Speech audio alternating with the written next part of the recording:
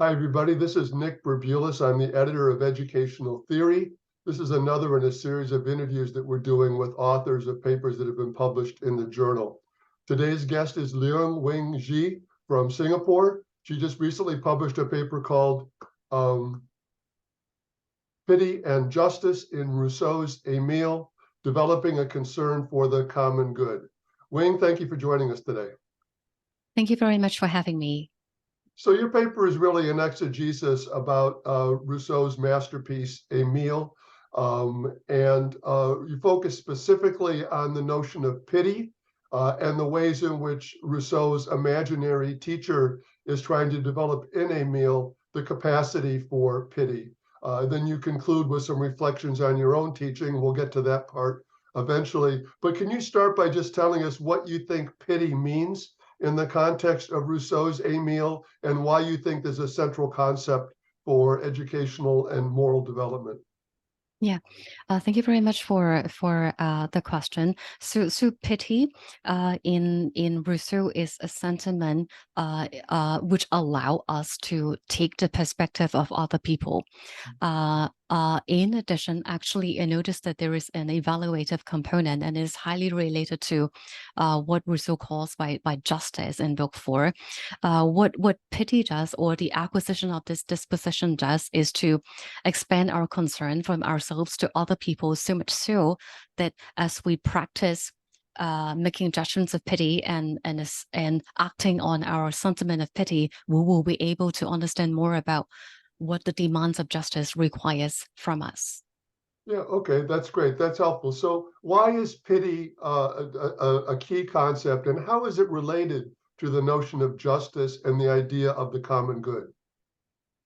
Uh, uh, in my reading, uh, uh, Emile is able to make a judgment concerning who deserves pity, primarily because he has the ability to determine what is good from what is not, and a lot of that ability comes from his understanding of how human beings are all equal, or share equal moral worth, and how human beings all deserve to be treated as they should. Mhm. And so in Emile, for instance, I find myself coming back to Rousseau's contrast between the rich and the poor, and how the poor is very often not treated as they deserve, when they are reduced to relying on other people, and when they are reduced to relying on almost the exploitation and domination of other people. That is not just, that is not fair, as far as I can tell, the program in developing this ability to make this ability to judge. The program in developing in Emile the ability to make judgments of pity primarily has to do with that evaluative ability. Yeah, that's very helpful. So part of the reason why Emile is the masterpiece and the sort of bedrock educational text, at least in the West. It's interesting to see someone from Asia also picking up this book, because it's almost required reading in many educational theory and educational philosophy courses in Western countries. But one of the reasons why it has the sort of status that it does is because it's one of the first books to really talk about the idea of experiential learning. And many of the most memorable parts of Emile are the sort of exercises or situations that the teacher creates, sometimes in secret, in order for Emile to undergo a particular experience that teaches him a particular lesson. And one of the most famous examples in Emile is the sort of what's so-called bean field example. It is one of the contexts in which Emile is intended to learn pity. Can you tell us a bit about that sort of case study or example, and how Rousseau uses it as a basis for teaching Emile something about pity? Oh, do you mean the planting of the melon seeds? Yes, I think it's bean seeds, but yes. Oh, okay. Thank you very much. Yeah, sure. So the episode can be found in book two of the Emile, and Mm, that is the stage where Emile is supposed to acquire some basic dispositional qualities that mm, eventually he will need to make judgments of pity. mm, And one of these dispositional qualities is the ability to understand that he himself can be vulnerable to suffering. mm, And usually scholarly reading of that episode has to do with the concept of property. mm, And indeed, we find Rousseau ending his discussion of the episode with a discussion of that concept. mm, But I noticed that there is actually something else, something important. He noticed Rousseau suggests that from the concept of property is really just one more step to something else, and that's exchange. Um, I think the idea of exchange is very important in the episode, mm, because eventually in the contractual agreement that the tutor, Jean-Jacques, establishes, we see an exchange which is as fair as it could be, that Robert actually that Emil can use Robert's land as long as Roberts actually can have half of the modules.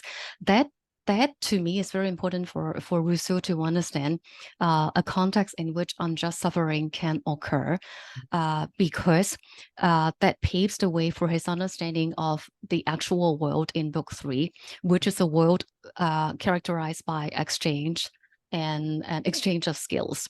yeah, And I also connect that reading to what Emil needs to learn is that when we engage with exchange in other people, which is an inevitable part of our daily world or his daily world, it is necessary to make sure that the exchange is fair, that everyone gets what is proportionate to what they contribute. yeah, that's helpful. So just to take a step back and give a little bit of background for the audience. So what Rousseau does, or what Jean-Jacques, the tutor, the imaginary tutor does, is he suggests that Emile plant, I think they're bean seeds, in a garden area that he knows, the instructor knows, is already being planted by the gardener. And Emile plants the beans, I think they're bean seeds, in this garden. And of course, when the gardener sees them, he's outraged, digs them up. And when Emile sees that his bean plants have been destroyed, he's very, very upset. And that's the point at which he understands or realizes or is revealed that, in fact, he had done the same thing to the gardener's land and the gardener's plant when he planted the beans in the first place. So the very outrage that he feels that his plants were dug up is exactly the outrage that the gardener felt when Emile planted his seeds in the gardener's space. And as you say, after the fact, they work out an arrangement for sharing the space. But the initial point is that Emile's outrage that someone damaged his plants in his garden. He's now learning that, in fact, he did the same thing to someone else. And it's a beginning step of understanding what it felt like for the gardener when Emile did something to him, because in turn, the same thing happened to Emile. And I think that's an important part of the example and the lesson that Emile takes from it. Yeah, in my article, I try to make use of that as the background for me to explain how eventually in book three, Emil is properly introduced to the notion of exchange. Mhm, And it is in that context that we find more experiments, more artificial setup, which mhm, eventually lead to the choice of of carpentry as mhm, Emil's own profession. And my argument has been that the choice of that profession has precisely to do with the idea that the tutor would like Emil to be able to participate in the institution of exchange, mhm. but in a way that can allow him to contribute without taking advantage of other people. Yeah, that's great. That's very helpful. So in Emile, I don't speak French, but in Emile, the word that Rousseau uses is in French, pity, which you translate as pity in your article. But it does sound as if what is being talked about as pity here also, in some cases at least, has a lot to do with the idea of empathy. Can you talk a little bit about pity versus empathy, what they have in common, but also how they're different? Mm. I think empathy, as far as I understand, is the our ability to understand what it's like when we put ourselves into other people's shoe. Mm, uh, uh, that ability to empathize other people actually allow us to do something else. mm, When we are talking about pity, we are able to make a judgment that uh, the the issue which the other people are experiencing actually is not good, and that person deserves pity and perhaps some assistance. Yeah, that's helpful. So towards the end of your paper, you make, I think, a really interesting point about the sometimes the difficulty in understanding other people's perspectives in a culturally pluralistic society. That we have this idea of empathy or putting ourselves, imagining ourselves in somebody else's shoes or somebody else's experiences, but that there's a limit in our ability to do that sometimes in situations of significant or radical cultural difference. Do you have do you have more to say about that idea? Um, I think I wrote that paragraph in accordance in response to a potential objection, Mm, which suggests that precisely because uh, the exercise of pity requires so much our ability to understand other people, to imagine what they are going through, uh, that uh, we will have particular difficulties in making judgments of pity and mm, being able to feel the pity in contexts where we find actually people from different cultures being in the same place. mm, And if we contextualize that actually into Rousseau's discussions of the importance of exchange, we can see that is actually even doubly problematic. mm, Uh, Not only are people from different cultures in the same place, but because of the institution of exchange, they actually can find themselves in different ladders, social ladders of the society. So not only are cultural differences not only can cultural difference cause us difficulties in understanding of one another, but our differences in our